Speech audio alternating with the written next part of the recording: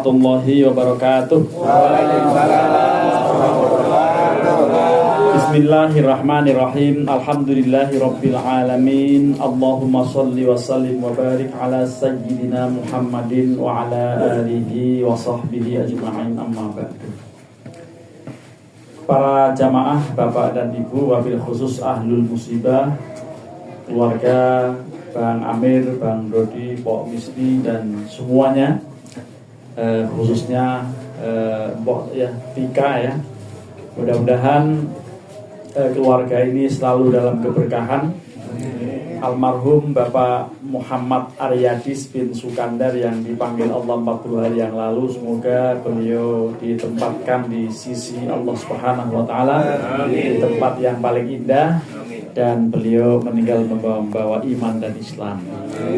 Kita hari ini ada pada tanggal 3 Juli tahun 2025 bertepatan dengan tanggal 8 atau 7 ya, tanggal 7 Muharram tahun 1447 Hijriah. Ini anjuran agama yang baik di bulan-bulan haram ya, karena ini bulan Muharram, lalu kemarin bulan Dzulhijjah, sebelumnya bulan Dzulqa'dah. Ini tiga serangkai bulan ke-11, 12 dan bulan pertama itu masuk dalam kategori bulan haram yang disyaratkan oleh satu ayat di dalam surat At-Taubah ayat 36. A'udzu billahi minasyaitonir rajim. Inna iddatasy syuhuri 'indallahi 12 syahran fi kitabillahi yauma khalaqas samawati wal arda minha arba'atun huruf. Sesungguhnya bilangan bulan di sisi Allah sejak Allah ciptakan langit dan bumi itu jumlahnya 12 bulan. Lalu 4 diantaranya adalah bulan haram. Bulan ke-7 Rajab, bulan ke-11 Dzulqa'dah, bulan ke-12 Dzulhijjah, lalu bulan pertama ini Muharram yang kita sudah ada pada tanggal 7. Anjuran yang paling baik di dalam agama ini kita memuliakan bulan haram. Kalau orang-orang Arab zaman jahiliyah, kalau bulan haram sama sekali tidak berani berperang. Tapi karena sekarang ini yang ngatur perang bukan orang Arab lagi, tapi orang Amerika ya. Walaupun bulan haram pada geger itu kan, antara Israel nyerang Iran dan sebaliknya, karena emang ya begitulah. Orang-orang Israel luar biasa dari dulu seperti itu. Dan ini bulan haram, anjurannya untuk puasa, anjurannya untuk menghormati. Bahkan khusus bulan Muharram ini orang Jawa menyebutnya sebagai bulan Syuro, karena terambil dari kata-kata Asyura, yaitu 10 atau al-ashir, itu hari yang ke-10. Lalu wasiat Kanjeng Nabi ketika beliau sudah sampai Madinah mendapatkan orang Yahudi pada berpuasa. Lalu Nabi bertanya, kenapa Anda puasa? Karena ini hari diselamatkannya Nabi Musa dari kejaran Fir'aun, dan seluruh Bani Israel pun selamat. Karenanya kami bersyukur dengan menjalankan puasa.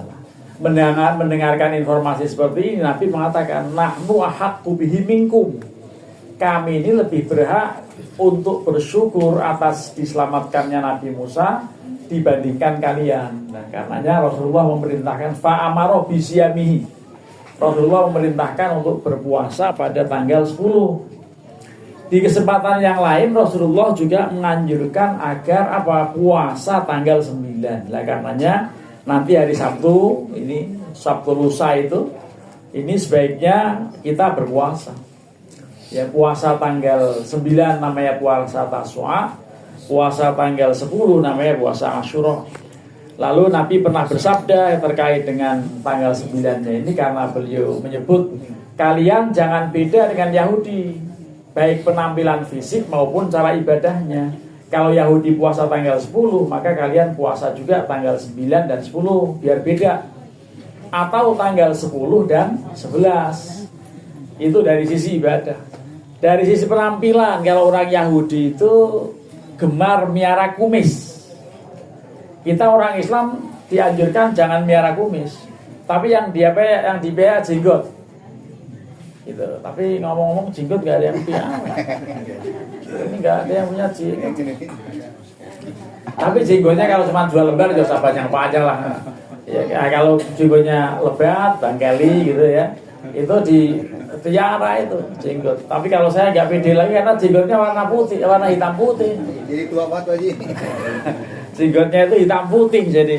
Nah, tapi itu jenggot itu juga sunnah dipiara supaya waktu wudhu bisa diginiin, namanya tahlil lihya.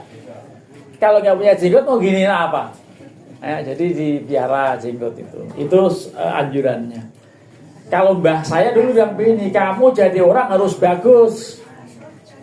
Bagus itu punya kumis, punya jenggot, dipiara tapi rapi. Jangan hanya punya kumis karena seperti tikus, jangan hanya punya jenggot karena seperti wedus, tetapi juga jangan nggak punya apa-apa seperti bulus. Gitu. Jadi kalau bulus nggak ada apa-apanya tuh. Nah, makanya punya jenggot, punya kumis. Kalau mbah saya begitu, tapi karena mbah saya nggak pakai ngaji ya, sebaiknya kumis dipangkas, jenggot dipiara. Tapi lagi-lagi ini tergantung. Kalau Bang Rodi ngomong, wah tua banget gitu ya. Nah, daripada kelihatan tua banget ya udahlah. Ya, yang penting dirapikan gitu ya. Jenggot, kumis itu yang penting rapi lah. Ini di bulan Muharram kita dianjurkan betul untuk melakukan ibadah di 2 hari itu. Kalau orang Jawa malah lengkap melaksanakannya, termasuk ritual-ritual malam tanggal 1 Syuro itu mandiin keris. Ya, kalau kita tiap malam Jumat mandiin keris, gitu kan ya.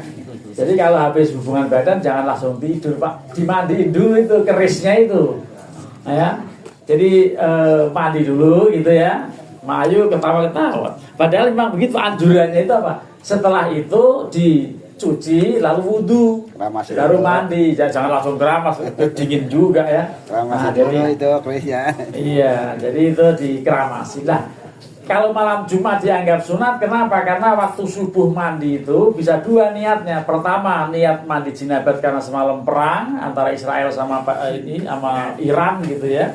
Tapi yang kedua niatnya karena menyambut hari Jumat. Jadi niatnya 2 itu, saya mandi jinabat dan saya menghormat hari Jumat itu setiap malam Jumat. Tapi kadang-kadang malas juga ya. Karena apa? Untuk sunnah itu juga malas kalau apalagi yang puasa 1 tahun jadi lemes gitu ya. Jadi nggak ada gairah sama sekali itulah. Jadi iya, jadi bisa terbuang gitu. Jadi para jamaah ini penting ya.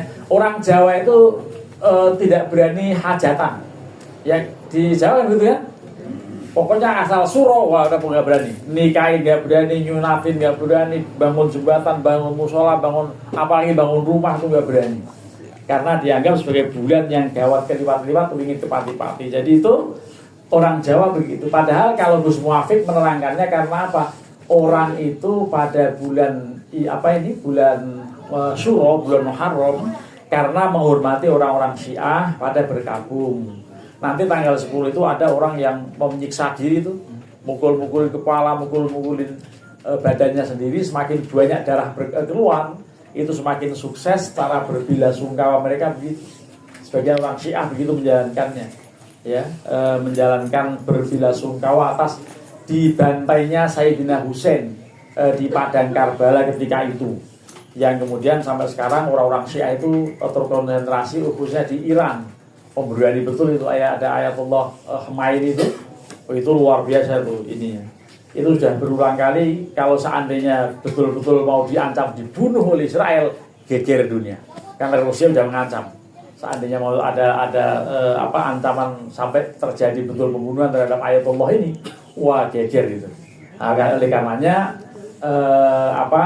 orang Jawa kemudian tidak berani rame-rame itu karena apa? Tidak berani pesta karena apa? Menghormati mereka sedang berduka. Ya, mereka sedang berkabung, untuk kemudian jangan kita malah pesta-pesta. Lah, kalau di Jakarta nggak begitu ya. Orang-orang tetap aja nikah bulan Syuro. Gitu. Jadi karena apa? Karena kalau di Jakarta urusannya bukan soal setan, tapi soal gedung. Ya, mana yang kosong.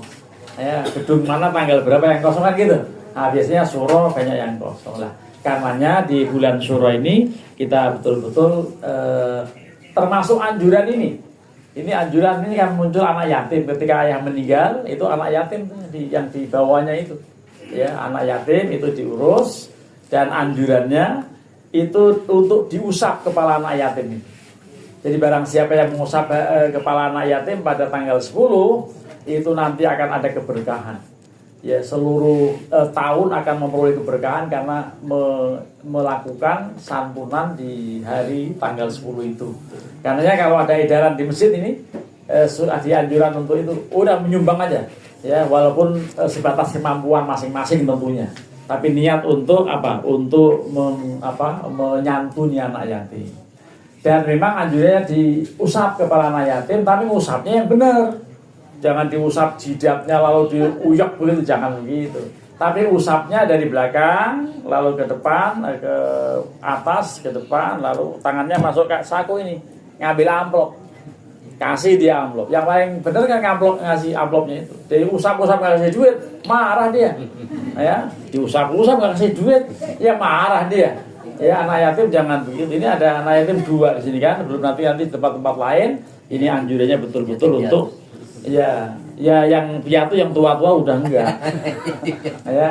Jadi yang tua-tua sudah enggak. Ya. Karena batasnya apa? Batasannya sudah mandiri, sudah menikah gitu ya. Sudah bisa bekerja itu sudah bukan lagi yatim. Nah, oleh karenanya ini anjuran yang sangat baik. 2 hari yang akan datang kita ikut hadir ke masjid karena ada hari santunan. Walaupun tampaknya pas hari itu saya diminta untuk ngasih tausiah, tapi saya sedang ada rencana ke ini Pak Amil, ke Ketua Jatman Nasional ya, Jam'iyah Ahli Thariqah Al-Mu'tabarah Nahdlatul Ulama, yang dari Habib Lutfi diganti Kiai Halwani Nawawi di Berjan, Purworejo. Nah, saya tercatat sebagai salah seorang pengurus di Provinsi Banten, karenanya saya harus hadir ke sana. Kebetulan tanggal 10 Muharram berangkatnya. Jadi Ahad sampai Selasa saya harus merapat ke sana untuk ikut dilantik. Karena apa? Karena ini dari mulai pusat, provinsi, Tangerang Selatan juga sudah ada pengurusnya. Ya, kalau saya tercatat di Banten, nanti mungkin juga akan dilibatkan di Tangerang Selatan kaitan dengan Jatman, Jam'iyah Ahli Thariqah Al-Mu'tabarah Nahdlatul Ulama. Itu sudah berdiri lama. Dulu ketuanya Habib Lutfi Pakalongan, sekarang ketuanya Mbah Halwani Nawawi dari Berjan. Nah, itulah saya mau sowan beliau, dan nanti kemudian di masjid nggak bisa hadir, tapi insya Allah sudah sepakat memberikan ya sebagian untuk dikumpulkan dengan panitia di masjid.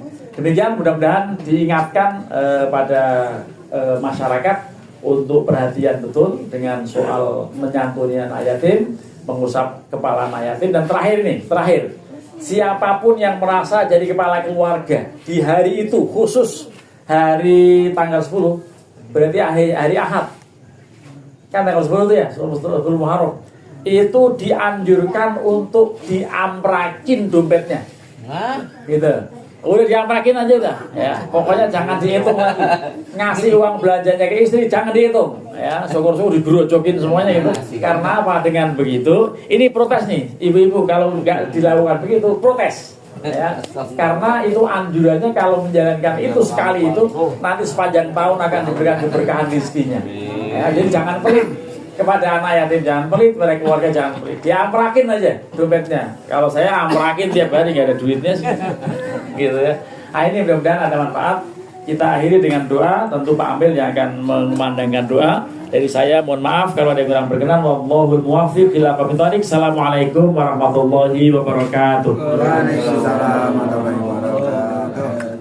Astaghfirullahaladzim, astaghfirullahaladzim, astaghfirullahaladzim. Allahumma sholli wa sallim ala sayyidina Muhammadin bil awwalin wal akhirin wa barik wa sallim wa radiyallahu ta'ala